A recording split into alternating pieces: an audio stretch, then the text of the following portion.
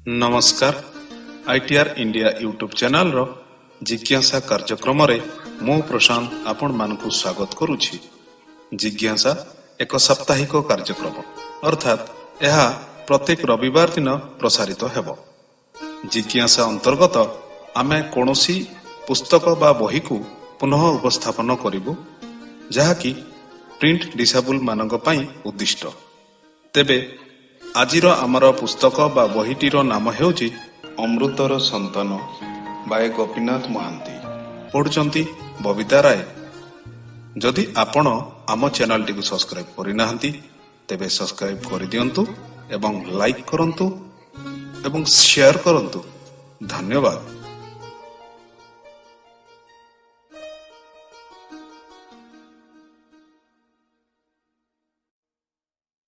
नमस्कार ITR India मु बबिता राय। आसंतु पढ़िबा जिज्ञासा अंतर्गत पुस्तक अमृतर संतानर आउ किछि अंश। पृष्ठा 152 भाग 39। परजा गाँव गरबा गाँव चैत पर्व लगी जाए।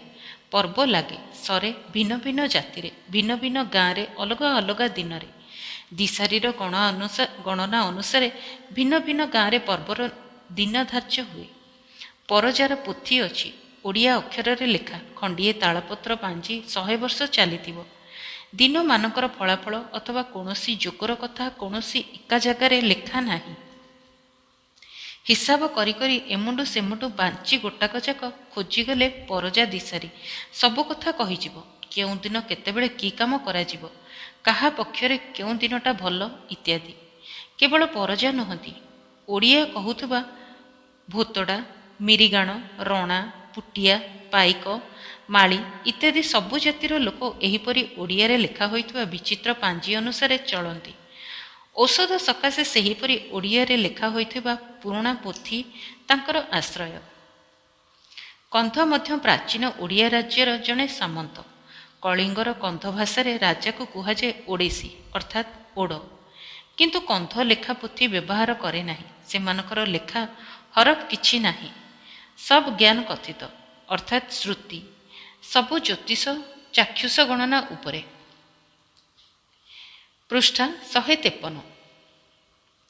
एमाने तले काठपोती सूर्यर गति मापंती, बेल गणना करती लाठीरे अर्थात केते लाठी सूर्य उपरको उठिलाणी सेही हिसाब रे। रातिर गणना तारा को देखी करती। आखि आगरे आंगुठीरे छक्की करी ताहारे भितरे तारा मानकु चाही चाही देखती। एही सबु देखा हिसाब देखा माप उपरे पुणी दिशारीर बेजुणीर दिव्य दृष्टिर फल। केते तहुर दिव्य दृष्टि केते रंधा मतर बांफ किए कहबता। एसबु विश्वासर कथा। जहा विश्वास होईगला बणुआ मनीष सेहियाकु जाके धरी थाए। जहा हेउ तार फल। केबे किए विश्वास जन्माइला कला जिनिस अमंगलर हेतु, यथा कला छेली कला घुसुरी कला कुकुड़ा। विश्वास बढ़ीगला जेते जिनिस जेते कला जंतु एका दिन के समस्ते निपात। मालुआ तोफान रे एहिपरि विश्वास भी आसे। जहार कथारे एमानकर विश्वास रही से जहा मते देला ताहा मध्य विश्वास। विश्वास और गणनार मतभेद अनुसार देश के फांक नईके बांक नीति रे बेले बेले गाँ को गाँ शुभ दिन पर्वयोगर दिन तफात पड़े। डुंग डुंगा लाओ एकतारा बईसी डंब ढोल डंब तुरी बड़ ढोल टमक इत्यादिर बाजा गहल होई राति राति जेतेबेले चारिआडु पवन रे भासी आसिला। गाँ लोके गरबा बाजार टाही टापरा रे चंचल होई उठिले। गाँ दिशारी पांडुजानी समस्त को धमकई दे कहला, रहिता बेल आसी नाही। टोका टोकालिया प्रतिवाद करी कहले, बुढ़ा मानकर एहिपरि कथा, तांकर बेल आसिला बेलको मनीषर बल न थाए। पांडुजानी तारा गणी गणी तार हिसाब कहे ना बेल आसी नाही बस। दिन दिन राति राति टोका टोकी माने प्रस्तुत हेउथांती। एणिकी गीत बेसी बेसी बाजा बेसी बेसी। दिन दिहिपर टोका माने बसी ढोल टमकरे नाचर बाजा बजाती। गाई जगुआली बेसी बेसी बईसी बजाए। काम करू करू टोकी माने गीत बोलती नाचती। ପାଣ୍ଡୁଜାନୀ ସବୁ ଦେଖେ, ଅସ୍ଥିର ହୁଏ ନାହିଁ। ପୃଷ୍ଠା 154। ସେ ବିଶ୍ୱାସ କରେ ସଂସାର ଚାଲିଛି ଗୋଟାଏ ଶୃଙ୍ଖଳାରେ, ବନ୍ଧା ଆଇନରେ। ଯାହା ଯେତେବେଳେ ହେବାର ତାହା ହୋଇ ହେଉଥିବ। ସେଥିରେ ଆଗପଛ ହେବା ଲାଗି ହାତ ଗୋଡ଼ ପିଟି ତରତର ହେବା ନିଷ୍ପ୍ରୟୋଜନ। ଏ ତାରା ନ ଖସିଲେ ସେ ତାରା ଉଇଁବ ନାହିଁ। ସବୁ ଯେପରିକି ତାର ଆପଣାର ନିର୍ଘଣ୍ଟ ପରି, ତାରା ଆଉ ପୃଥିବୀ ସବୁ। ତେଣୁ ସେ ଘର ଆଗରେ ଫୁଙ୍ଗାଟାରେ ଦଉଡ଼ିଆ ଖଟରେ ପଡ଼ି ରହି ଧୁଙ୍କିଆ ପିଇବାକୁ ଭଲ ପାଏ। ଆଉ ଘର ଭିତରର ଯାବତୀୟ ଶବ୍ଦ, ଯେତେ ପ୍ରକାରର ଗୋଳମାଳ, ଘରଣୀର ପାଟି, ସବୁ ତାର କାନକୁ ଶୁଭେ ସଙ୍ଗୀତ ପରି। ତାର ପିଲାଝିଲା ନାହିଁ, ଅନେକ କଥା ତ ନାହିଁ, କିନ୍ତୁ ସବୁଥିରେ ସେ ଅଧେକା ହାତର ଶୃଙ୍ଖଳା ଦେଖେ। ସତାର ସବୁ ତାର ଅଛି। ଏହିପରି ଦିନେ ଆପଣାର ଗଣନା ଅନୁସାରେ ବାଛି ବାଛି ପାଣ୍ଡୁଜାନୀ ଥୋଇଦେଲା ଉତ୍ରା ଯୋଗ, ଯେଉଁ ଯୋଗରେ ଘର ଦେବତାର ପୂଜା ହୁଏ। ଘର ଦେବତା ଭିତରେ ଥାଏ, ଘର ଜଗେ, ମଣିଷର ଦେହପା ଶୁଭାଶୁଭ ଜଗେ। କୌଣସି ମଙ୍ଗଳ କାର୍ଯ୍ୟ, କୌଣସି ପର୍ବ କରିବା ପୂର୍ବରୁ ଆଗ ତାହାର ପୂଜା। ପର୍ବତ ଅଞ୍ଚଳରେ ପର୍ବ ପାଳିବା ପରିବର୍ତ୍ତେ ଲୋକେ କହନ୍ତି ପର୍ବ ଖାଇବା, କାରଣ କୌଣସି ପ୍ରକାରର ନୂଆ ଫଳ, ନୂଆ ଶସ୍ୟ ଖାଇବା ସମୟରେ ପ୍ରାୟ ନୂଆ ପର୍ବ। ଆଗ ଖାଏ ଘର ଦେବତା। କାର୍ତ୍ତିକ, ଆଶ୍ୱିନ, ପୁଷ, ମାଘ, ଚୈତ୍ର, କେବଳ ଏହି 5 ମାସରେ ବଡ଼ ବଡ଼ ପୂଜା ଖାଇବା ପୂର୍ବରୁ ମାସକୁ ଥରେ ଗୁରୁବାର ଦିନ ତାକୁ ପୂଜା ଦିଆହୁଏ। ଘର ଦେବତା ଏକ ପ୍ରକାରର ବିନାୟକ।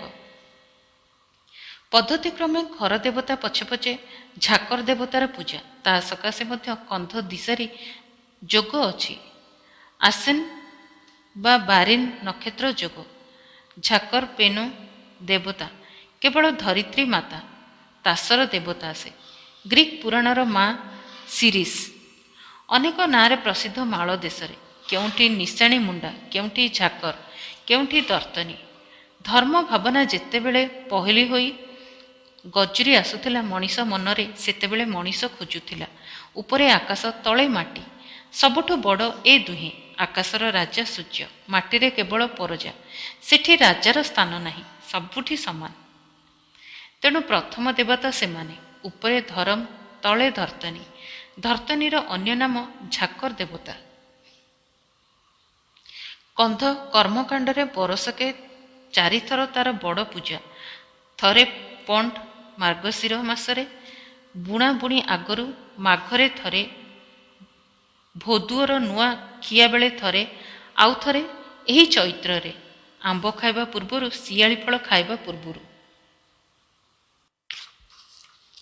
ପୃଷ୍ଠା 155। ଗାଁ ପାଖେ ଠାଏ ନିଛାଟିଆରେ ବଡ଼ ଗଛ ମୂଳେ ଝାକର ଦେବତାର ପ୍ରତିଷ୍ଠା। ଅରାଇ ନିରୋଳା ଅରମା ଭିତରେ ଟିକିଏ ଥାନ। ସେଠି ଖେଳନା କଣ୍ଢେଇ ପରି ମାଟିର ହାତୀ ଗୋଢ଼ା ଥୋଡ଼ାଏ ପଡ଼ିଥାଏ। ପିଲାଙ୍କ ଖେଳନା ପରି ସାନ ସାନ କାଠର ଖଣ୍ଡା ବର୍ଛା। ସେଥିରେ ନାଲିଆ କାଳିଆ ହୋଇ ଟୋପି ଟୋପିକା ଚିତ୍ରର ଦାଗ। ତଳେ ସେଠି ରନ୍ଧା ମଦ ଢଳା ହୁଏ। ଆଣ୍ଠୁଏ ଉଚ୍ଚ ତାଳ ଛାମୁଡ଼ିଆ ଉପରେ କୁକୁଡ଼ା ଡିମ୍ବ ଭଙ୍ଗା ହୋଇ ଥୁଆ ହୁଏ। ସେଇଠି ଜାନି ମନ୍ତ୍ର ବୋଲି ବୋଲି କୁକୁଡ଼ା ଛୁଆକୁ ଅରୁଆ ଚାଉଳ ଟୋକାଏ। ତାପରେ ତାର ବେକଟା ଟାଣି ଛିଣ୍ଡେଇ ଦେଇ ତାର ରକ୍ତ ଢାଳେ ମାଟିରେ। ସେଇଠି ଶ୍ଲୋକ ବୋଲି ବୋଲି ବେଜୁଳି ନାଚୁଥାନ୍ତି। ବୁଢ଼ୀମାନେ ହାତ ଧରାଧରି ହୋଇ 7 ଘେରା 17 ଘେରା ବୁଲନ୍ତି। ଗୋଟାଏ କଡ଼ରେ ଘଣ୍ଟା ପିଟିଲା ପରି ସମାନ ସମୟ ରଖି ଢୋଲ ଢାଉଁ ଢାଉଁ ବାଜୁଥାଏ। ଅତି ପବିତ୍ର ସ୍ଥାନ, ଝାକର ଦେବତାର ଆସ୍ଥାନ। ଗାଁ ଝୋଲା କୂଳରେ ଝାକର ଦେବତାର ଆସ୍ଥାନ ପାଖେ ନେଳି ଫୁଲର ବଣ, କୁରେହେଇଏ ଫୁଲର ବଣ, ଜାତି ଜାତି ପତ୍ର ଭର୍ତ୍ତି କୋକୁଡ଼ି ପର୍ଣ୍ଣ ଜଙ୍ଗଲ। ଉପରେ ଉପରେ ଜାଲ ଜାଲ ହୋଇ ଗୁଳୁଚି ମାଡ଼ିଛି, କେଉଁ କାଳର ପୁରୁଣା। ଗାଁ ଝୋଲା କୂଳେ କୂଳେ ପେନ୍ଥି ପେନ୍ଥି ଉଜ୍ଜ୍ୱଳ ହଳଦିଆ ସୁନାରୀ ଫୁଲ କାନ୍ଦି କାନ୍ଦି ହୋଇ ପାଣି ଉପରେ ଝୁଲି ରହିଛି। ଚଇତର କଅଁଳ ପତ୍ର, ସ୍ଥାନେ ସ୍ଥାନେ ଶାଳ ଗଛ ଉପରେ ଶିଆଳି ମାଳ ବିମାନ ପରି ଅଜାଡ଼ି ହୋଇଛି। ଆମ୍ବ ଗଛ ଦେହରେ ପଗ ପଗ ହୋଇ ହାଡ଼ ଭଙ୍ଗା ଡଙ୍କ ଲେଉଟେଉଛି। ଗୋରୁ ଗାଈଙ୍କ ହାଡ଼ ଭଙ୍ଗାରୁ ଅଥର୍ବ ଔଷଧ। ସେଥିରେ ଛଡ଼ା ଛଡ଼ା ହୋଇ କୁଲା ଆକାରରେ ପତ୍ର। ତଳେ ଠାଏ ଠାଏ ବଣ କଦଳୀ ଗଛ ଠିଆ ହୋଇଛି। ସେଠି ରଙ୍ଗ ରଙ୍ଗୀନର ସାନ ସାନ ଚଢ଼େଇ ମିଠା ଗଳାରେ ବସି ଗୀତ ବୋଲନ୍ତି। ମୟୂର ନାଟ କରେ, ଡାହୁକ ଲୁଚେ, କୁମ୍ଭାଟୁଆ ଘୁମୁରେ। କନ୍ଦାମୂଳ ତାଡ଼ି ତାଡ଼ିକା ତଳକୁ ମୁହଁ ପୋତି ଘୁଟ୍ ଘୁଟ୍ ଶବ୍ଦ କରି ବଣ ବାରାହା ଓହ୍ଲାଇ ଯାଆନ୍ତି ତଳର ସରୁ ସରୁ ପାଣି ବାଉଁଶ ବଣକୁ। ବନ୍ଦିକାରର ଝଙ୍କାର ସେଠି କେତେ ଅତୀତର ଉକ୍ତିର ଉଚ୍ଛ୍ୱାସରେ ଢଳ ହୋଇଥିବା ଅଖାଦ୍ୟର ରଙ୍ଗରେ ଗନ୍ଧରେ ଓଦା ଜୁଡ଼ୁବୁଡ଼ୁ। ସେଠି କେହି ଶିକାର କରେ ନାହିଁ, ସେଠି କେହି ଅପବିତ୍ର କିଛି କରେ ନାହିଁ। ଝାକର ଦେବତାକୁ ସ୍ନେହ ଆଦର ଯେତିକି, ଭୟ ତହୁଁରୁ ଅଧିକ। ଅମାନ୍ୟ କଲେ ନାଶ ହୋଇଯିବ କାଳେ। ଝାକର ପୂଜା ହେଲା ମହା ସମାରୋହରେ। ନୂଆ ଆମ୍ବ ଖିଆ ହେଲା, ନୂଆ ଶିଆଳି ଫଳ ଖିଆ ହେଲା। ଗାଁରେ ମହା ସମାରୋହ, ମଦପିଆ ଭୋଜି। କାରଣ ଏ ଚୈତ ପରବର ଆଗାମୀ ଢେଉ। ଦେବତାର କାମ ସରିଲା, ତାପରେ ମଣିଷଙ୍କ କାମ। ପୃଷ୍ଠା 156। ଫଗୁଣ ଜହ୍ନରୁ ଅଳ୍ପ ବାକି, ତାପରେ ସେ ମରିବ। ସମସ୍ତେ ଆକାଶକୁ ଅନାନ୍ତି। ଦିନ ଦିନ କେତେକ ସେ କ୍ଷୀଣ ହୋଇଯାଉଛି। ଆଉ ତାର ବଳ ବହପ ନାହିଁ।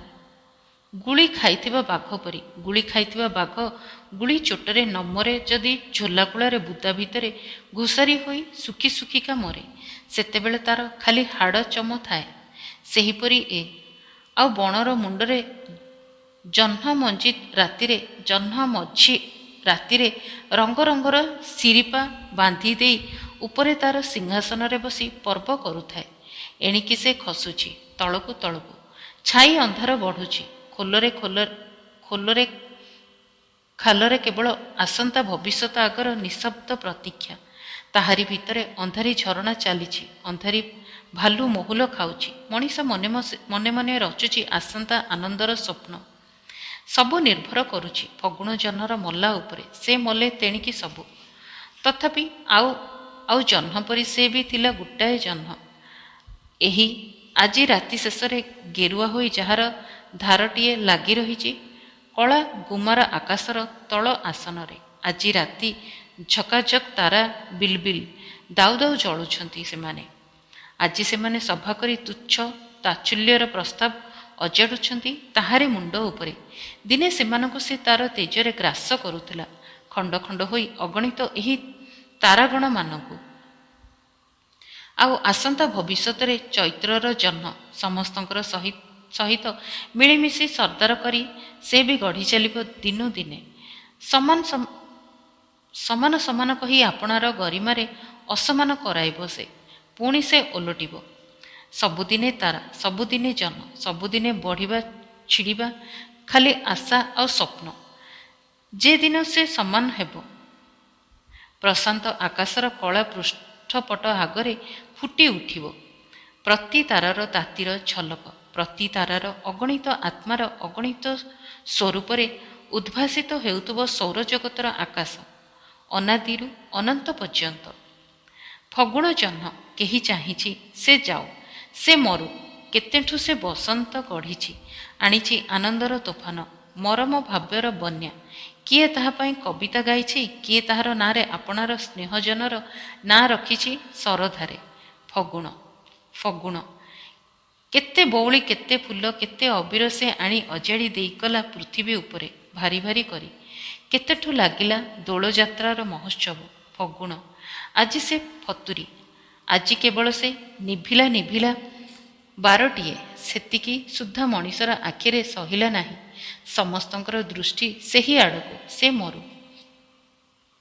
ସେଦିନର ରାତିରେ ଉଆଁସ ହୋଇଥିଲା। ଫଗୁଣର ଜହ୍ନ ମଲା।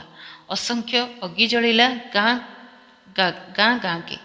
ଉଚ୍ଚ ଉଚ୍ଚ ପର୍ବତର ମୁଣ୍ଡିଆ ଉପରେ ଖାଲି ଦାଉଁ ଦାଉଁ ନିଆଁ। ଉଆଁସ ରାତିରେ ପୂର୍ବଘାଟ ମାଳ ଦେଶରେ ନାଟ ଲାଗିଗଲା ଏମୁଣ୍ଡୁ ସେମୁଣ୍ଡୁ। ସବୁଆଡ଼ୁ ଏକାଥରକେ କଥାଳୁ ହୋଇ ବାଜି ଉଠିଲା ଉତ୍ତାଳ ବଣୀୟ ବାଦ୍ୟଯନ୍ତ୍ର ଘମାଘୋଟ। ଡମ୍ବର ବାଜା, ପରଜାର ଡୁଙ୍ଗ୍ ଡୁଙ୍ଗା, କନ୍ଧର ସାରିଙ୍ଗୀ, ବଇଁଶୀ, ପେରେଙ୍ଗାର ତୁଣ୍ଡ। ଅନ୍ଧାର ରାତିରେ ସବୁ ତାରା ଝଟକି ଉଠିଲେ। ତଳେ ଚେତାବୁଢ଼ା ଆନନ୍ଦ ଯାହା ମୁହଁରେ ଶୁଣିଲେ କେବଳ କାଲି ଚଇତ। ଦାଣ୍ଡର ନାଚରେ ମଦହାଣ୍ଡି ଭାଙ୍ଗିଲା, ଗଭାର ଫୁଲ ଛିଡ଼ିଲା, ଫଗୁଣର ଜହ୍ନ ମରିଥିଲା। ପୃଷ୍ଠା 157 ଭାଗ 40।